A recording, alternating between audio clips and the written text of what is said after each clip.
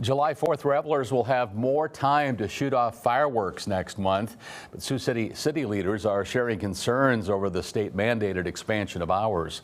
Residents in Iowa will now be able to discharge those fireworks from 9 in the morning until 10 p.m. on July 3rd and 9 to 11 on July 4th, the holiday.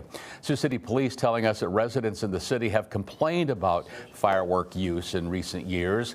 The PD receiving over 300 complaints, and most of those coming in the week before as well as the week after Independence Day. Lieutenant John Nelson with Sioux City Fire and Rescue adds that people need to remember to be responsible before and after they're done using fireworks, perhaps using a water bucket for disposal. That way you can dispose your fireworks into them, because you never want to take that firework that you just used and throw it into your trash can. What we recommend is throwing them into a bucket of water, letting them sit for at least 24 hours before actually disposing them into the garbage.